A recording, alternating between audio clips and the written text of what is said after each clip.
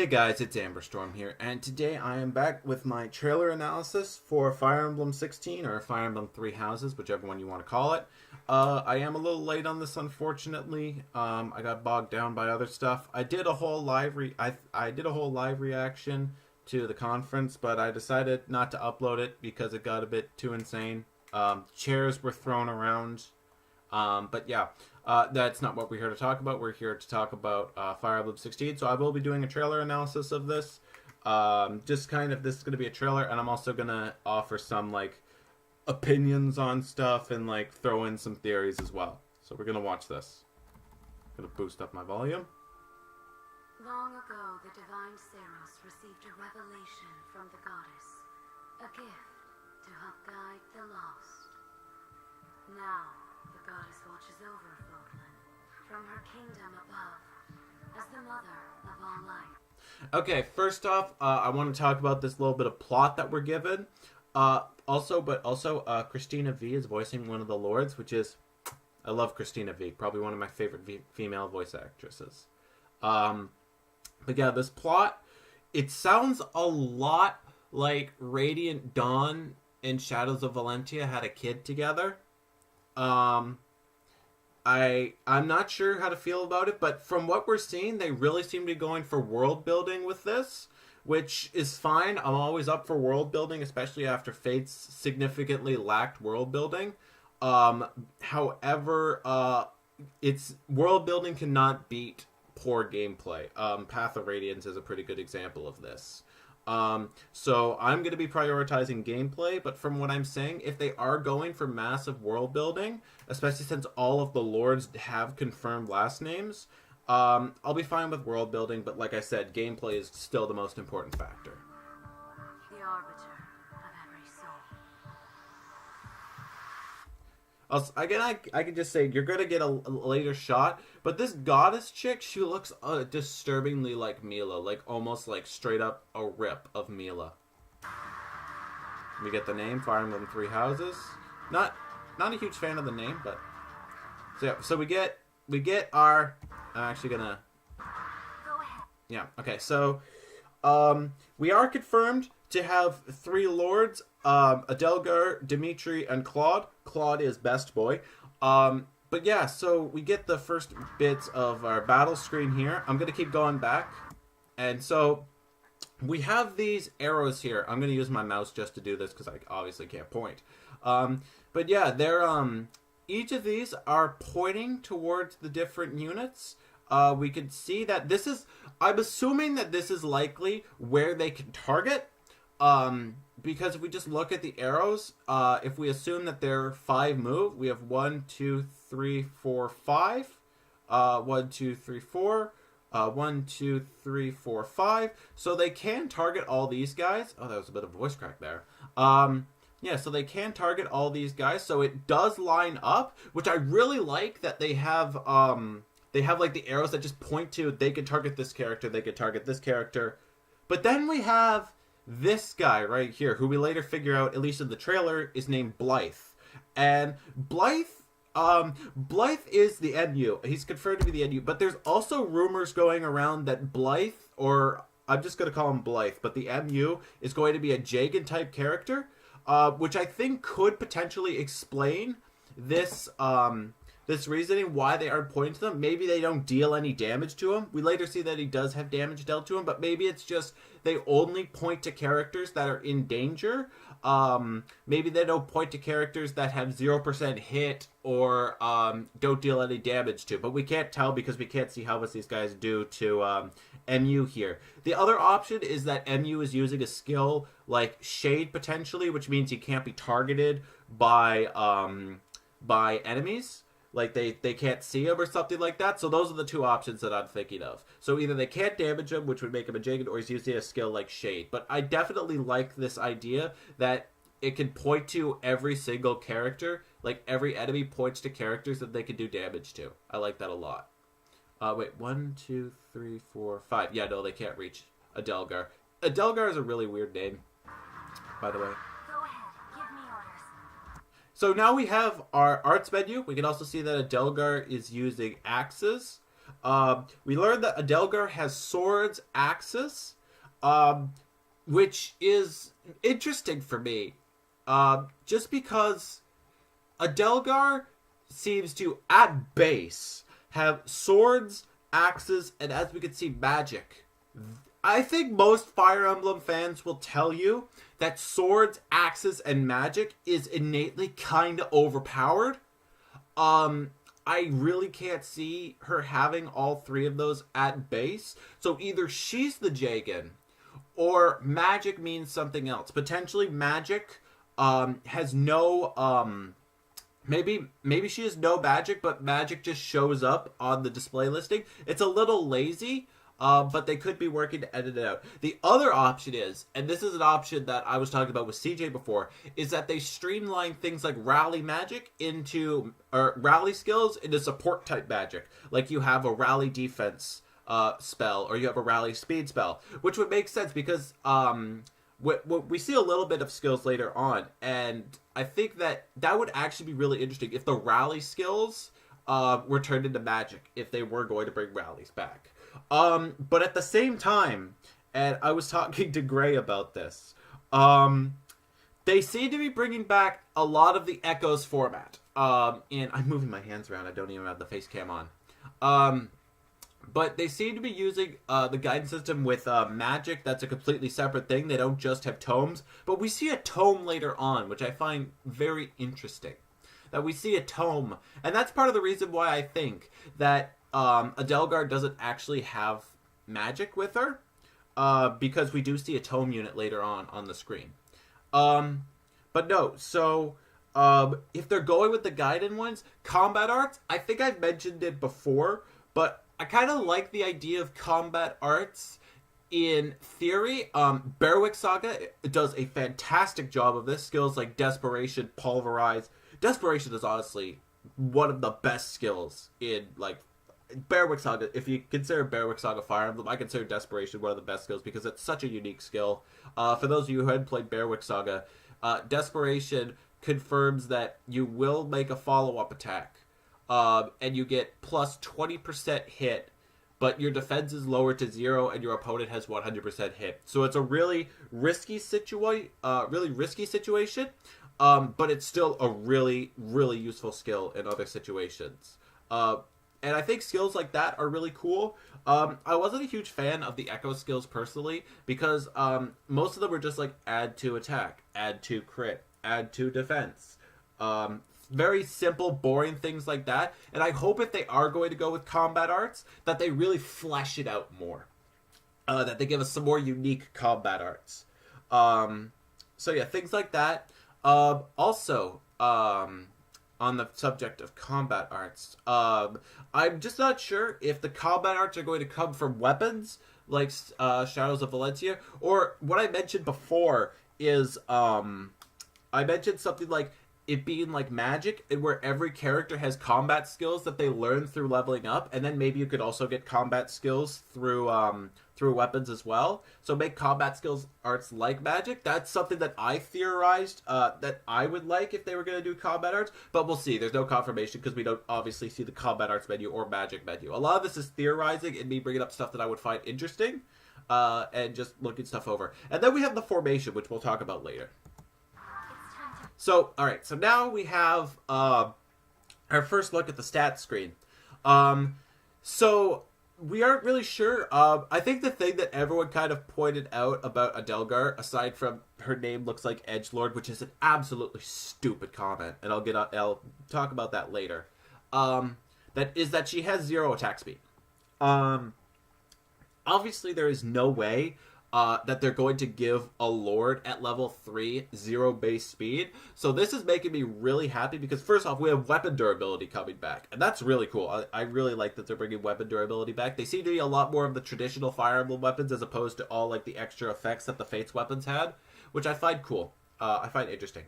But yeah, so we can assume that with this, one of two things is going to happen. They're going to either bring back Constitution, or they're just going to go straight Kaga weight. There's no way they're going straight Kaga weight. I'm going to say this right now. So it seems like they're going to be bringing back Constitution, which is really cool. I really like that they're going to be bringing back Constitution. If they are doing that, at least maybe it's like Tellius in that your strength stat is essentially your Constitution.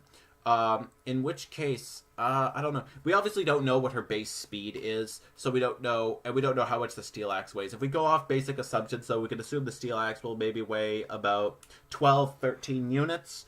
If we're going with GBA format, I'm not sure how much the Steel Axe weighs in Tellius format, though. But no, which means that she probably has.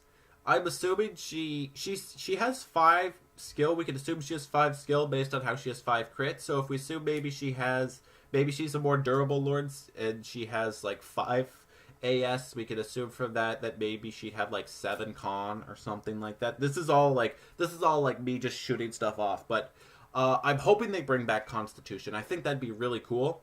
And we have 17 attack.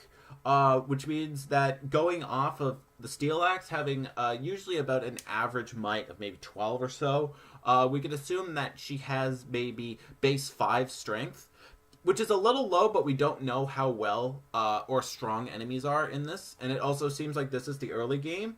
So I'm fine with this right now. She has a lot of HP, which I think is kind of interesting that because we haven't really had a very tanky female lord before. So this seems really interesting. And then we have END and RSL. People have theorized that this is endurance and resilience, like replacements for defense and resistance. We don't have any confirmation yet. She also has 0 avoid. That's weird. Maybe that's weighing her down too. Because yeah, if her attack speed's been reduced to 0, then her avoidance would likely be 0. But that also would imply that she has 0 luck as well. Interesting. I don't think her stats will be that bad. I think this is just a demo reel. I don't think we can really base stats off of this.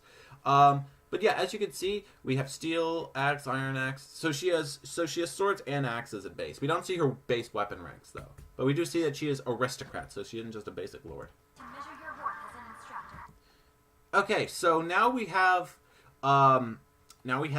our battle screen. So Mercedes, she appears to be a Myrmidon. I originally thought that she could have been a thief, based on the hood, but Myrmidon does make more sense. And I find it interesting, like, I'm not sure if if every single enemy is going to have a mug or a generic, thing and a name.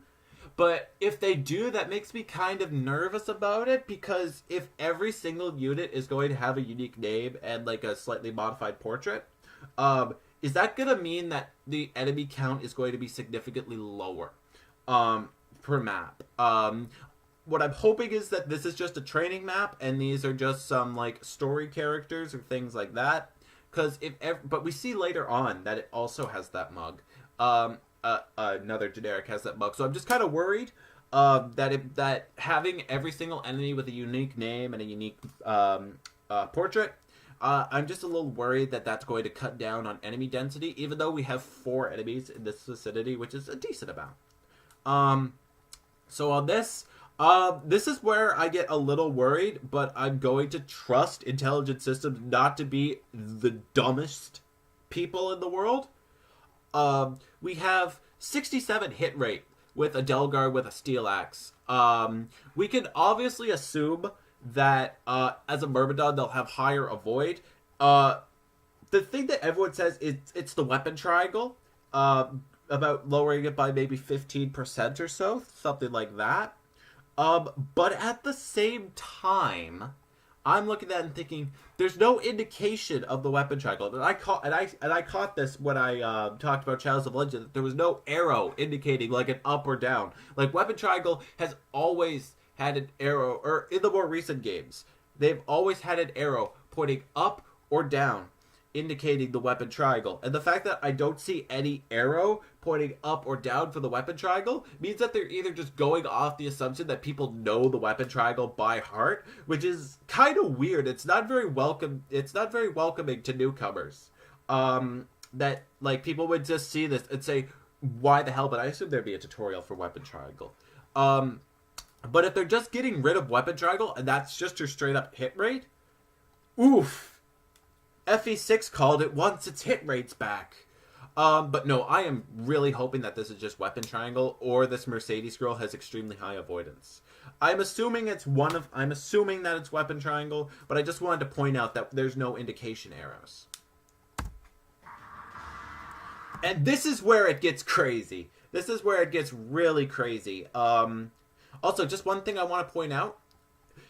Adelgar has absurd base HP compared to this enemy. Like, usually base HPs are somewhat similar. That's 29 compared to 13. That's very low enemy durability. But I'm assuming this is a training map, and that's the reason why, or maybe the map's not completed, the enemies aren't balanced, or things like that. But the enemy, the density or the durability of enemies seems really low. Like, even for a Myrmidon, that's pretty low. But the bigger thing is we have a whole little army behind us. We're just gonna look over this again. Let's see. There. Yeah, we have like a whole army just walking behind you. And this is something I really like.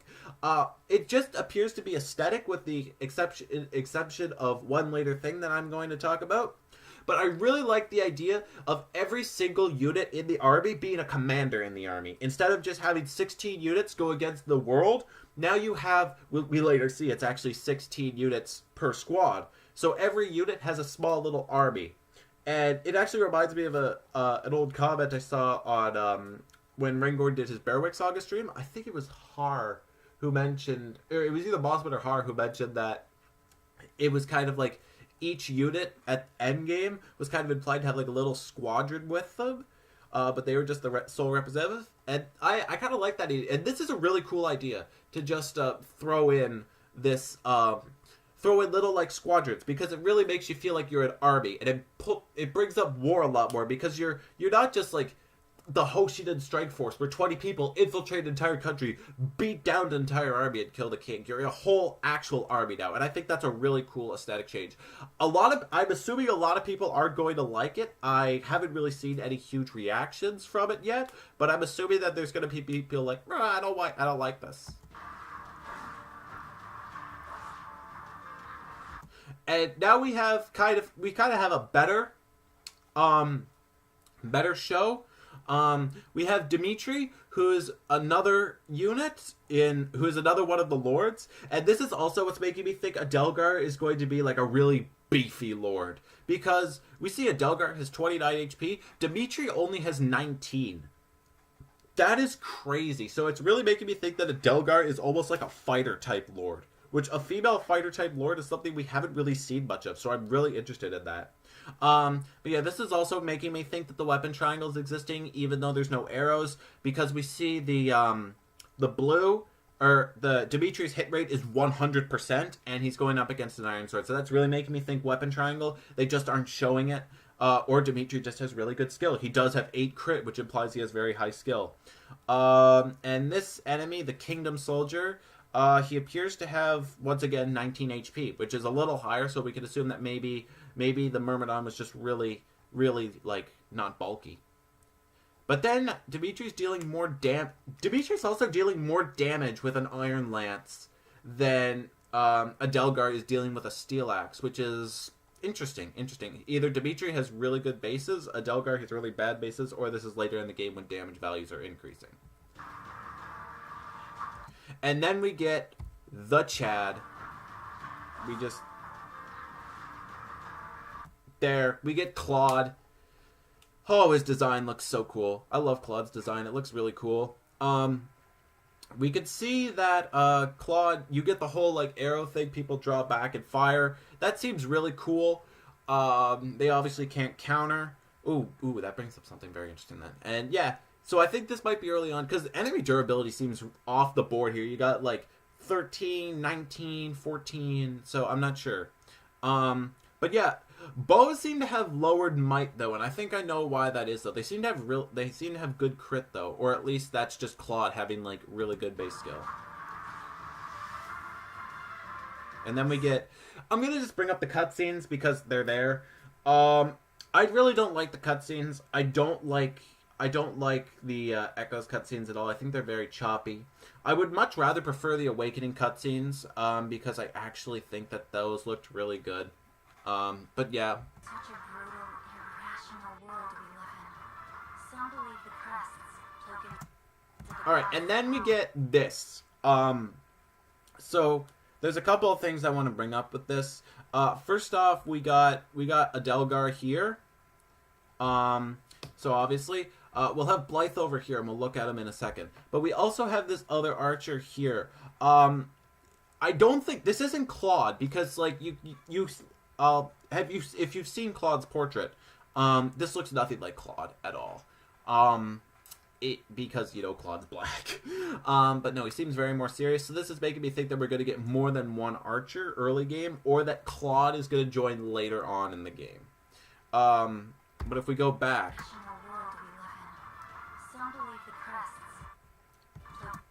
so we see this one right here. This appears just to be a generic soldier, so I'm thinking that this is a starting party, and you get Claude and Dimitri later, because this guy definitely...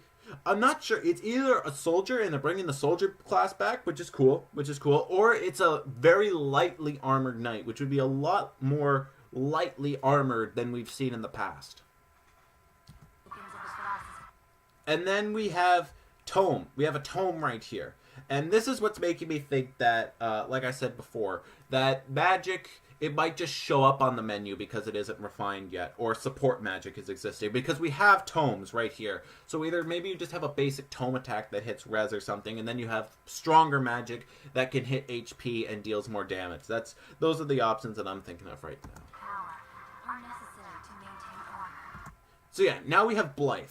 Blythe is the MU, which we'll talk about later.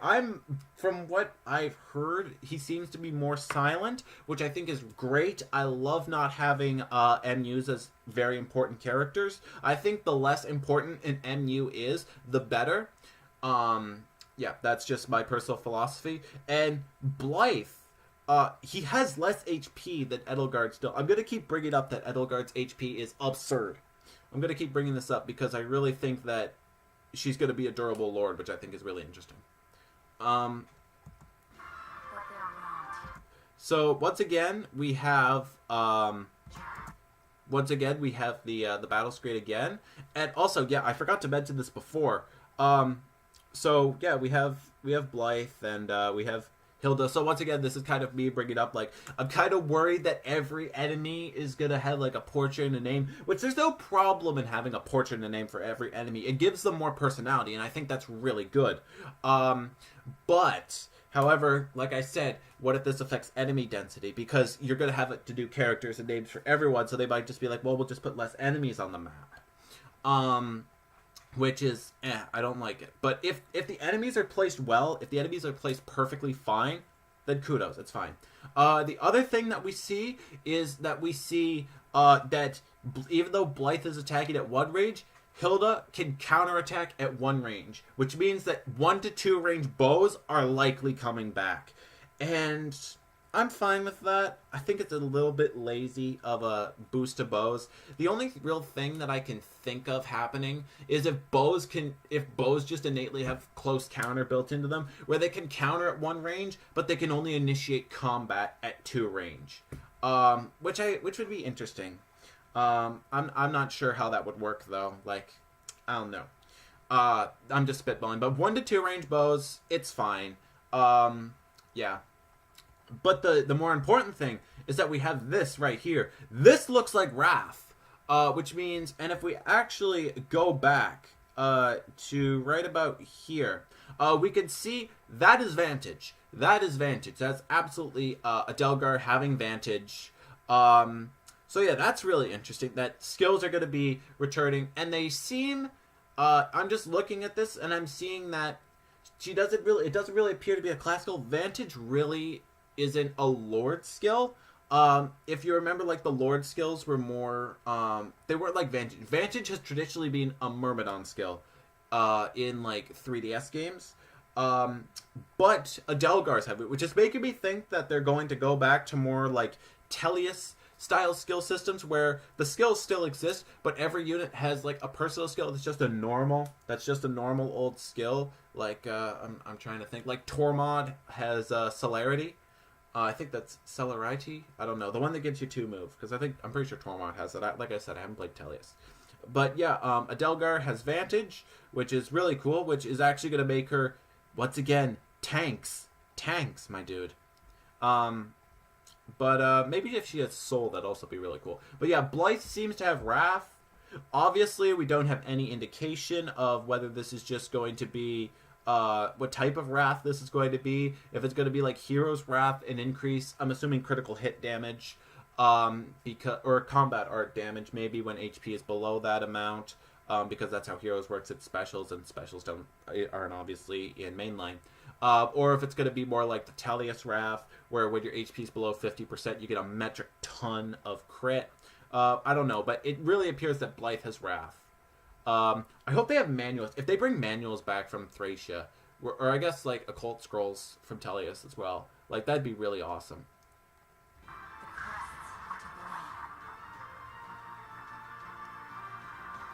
So now we get some overworld stuff, and we also get to see Blythe.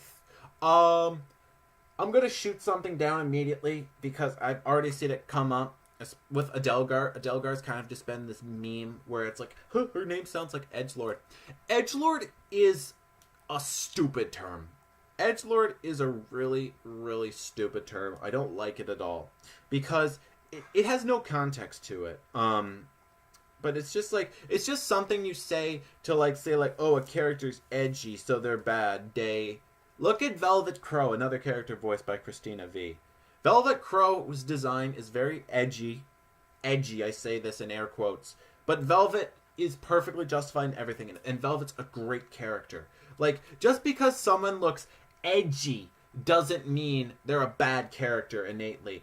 Edgy is something that's dark just for the sake of being dark. And just assuming that, oh, this guy's going to be a fucking edgelord because he wears black is absolutely stupid. But we'll see how it goes. Overall, I like the design a bit. I really like the hair color. It's cyan is like my favorite color, so yay. Now, as for the graphics, it really seems to be taking from the Warriors engine.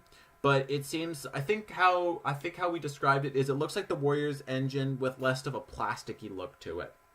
But I'm not a fan of the overworld. I really don't like dungeon crawling in Shadows of Valencia. I don't think it's very Fire Emblem-esque.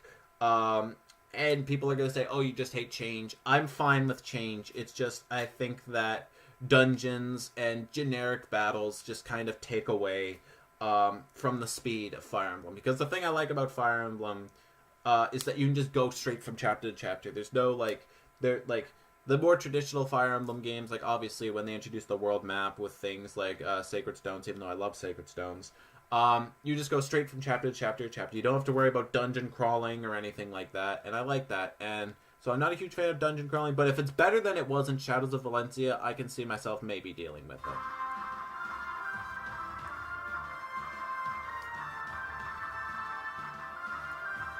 So we see some bits of dialogue. They don't seem to be the full half-body portraits that we've seen in other Fire Emblem games.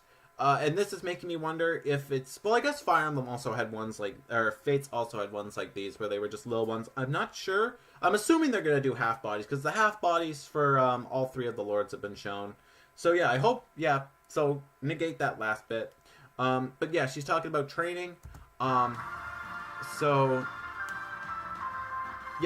mock battle. This is why I haven't been covering the map design too much, even though I emphasized that gameplay was important, because I'm assuming that the map design does look a lot like Gaiden map design. There doesn't seem to be too much to it. But at the same time, I'm assuming this is also a tutorial map or a mock battle that Adelgar is mentioning. So yeah. So now we have sword skills and axe skills. I don't really know what this means. Maybe the only thing I can think of is maybe it switches what her weapon proficiency is. Like, it could change her weapon proficiency slightly. Like, maybe if you choose swords, you can only use swords and not axes. Or if you choose axes, you can use only axes and not swords. But that's really stretching it. I'm not a huge... So I don't really have many ideas for what this could be, aside from maybe give a boost to weapon proficiency. But yeah, I'm not really 100% sure how to go with this.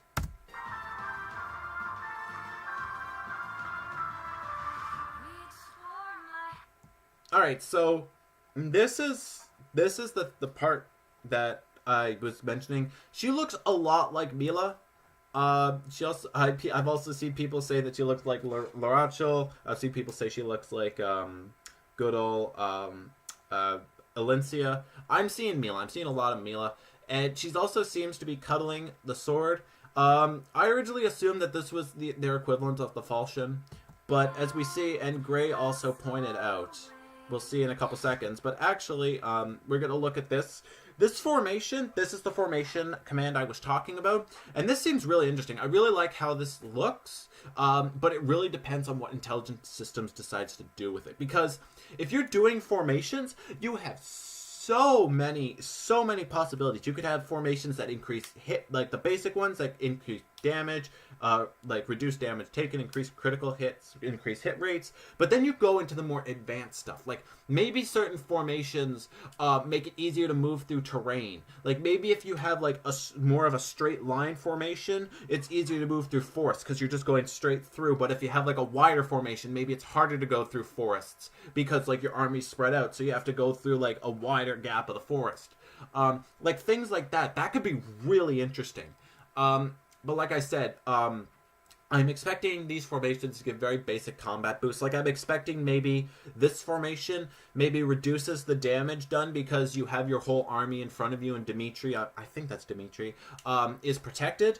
So I'm assuming that the damage reduction formation, maybe it also would increase hit rate slightly. I don't know. But this formation mechanic is really interesting. I think it's a fantastic replacement for pair up, because it really seems to be like a replacement for pair up, because I can't see 32 people on screen, and then 32 if enemies can have pair up. 64, that's ridiculous. But I guess Warriors did it.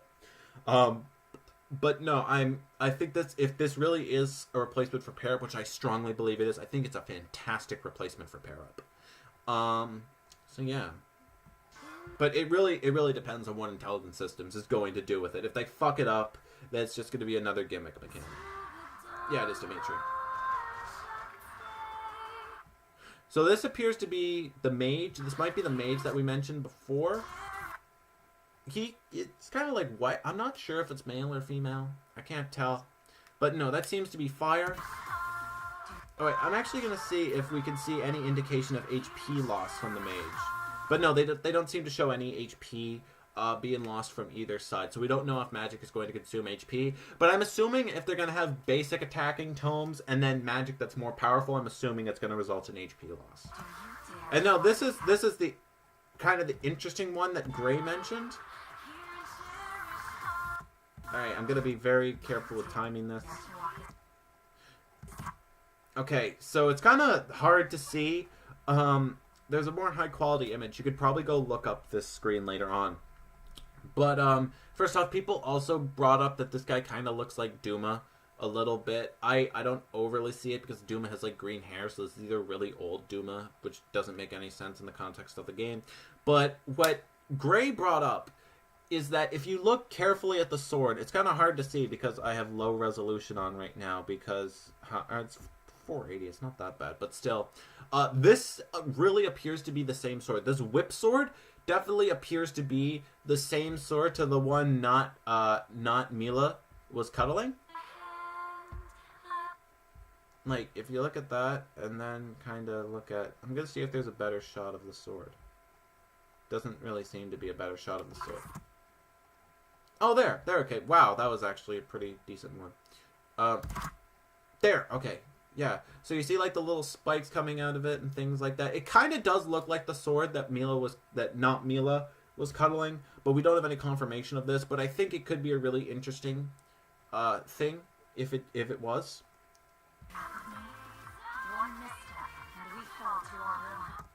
So yeah, I think we see this definitely looks like Claude because he has the yellow, he has the slick back hair. His model doesn't look as good as his portrait, unfortunately. I'm gonna go see if I can get a better frame of it. And also, automatons are a thing, so that's cool. Claude, he looks a lot paler than his portrait, but you know his design is still really cool. If you haven't seen his portrait design, go look it up. It looks absolutely fantastic. But yeah, no. So we see Claude here, and we also see all the archers firing. This is more cinematic than anything. And then we see kind of what the critical animations are gonna look like. Which I mean, okay, I'm fine with it. I still really like the Awakening critical animations the most, honestly. And then we have probably my least favorite shot of the trailer because we see, I think we dubbed this Tiki XP. Just like, it just looks like another Tiki, so it's obviously going to be another Lolly Manakete dragon. Which I mean, fine. They've done it. Like, can we just get another Bantu? Can we just get another old man dragon? Come on, man. Like, what is this? What is this discrimination against old men dragons? We had Tiki, who's a lolly. We had Fa, who's a lolly. Ninian, who's, I don't know if Ninian can be considered a lolly or not, but she isn't really a Manakete in game. She's just a dancer. We have Mir, and then we have Noe, but then we have Tiki, who's like older. No, I'm not a huge fan of just throwing in another dragon lolly. People say it's pandering. I'm not going to say anything until she opens her mouth or we figure out if we can marry her or not. Because I'm not sure if S supports are going to be a thing in this. Obviously, they didn't show anything. But yeah. And that's I will return here someday, my teacher. Promise me that you won't forget me. The implication seems to be that she's talking to the dragon, but she's also referring to the MU as a teacher, so I think she's talking more about the MU than Tiki XP. And then we get spring 2019 as a release date, which they have pushed it back a little. I'm fine with it as long as it increases the quality of the game. I'm always for pushing back the release dates to increase quality of games. So that's everything, guys. What do I think of it? I definitely think it looks interesting. However, I'm really going to have to see more of it. I'm going to have to see what the maps look like. I'm going to have to see what kind of units we're getting. I'm going to have to see what mechanics they're going to do, the importance of the overworld, things like that. So it looks very interesting, and I was very hyped to see it. But overall, I'm going to wait on my reaction until later in time when we get more information on it. Hopefully we can get some more character designs, maybe see some screenshots of maps, maybe a demo that we can play in the future. But yeah, so that's my reaction, guys, and that's more of my kind of analysis and also theorizing of the trailer. I really hope you enjoyed it. I tried to be a lot more professional and not be all, like, I didn't try not to curse or anything like that, because I wanted it to be more professional. So yeah, thanks for watching, guys. If you enjoyed, feel free to leave a like, comment, subscribe, and search generic YouTube plug here. Yeah, thank you for watching. My name is Amberstorm, and I am out.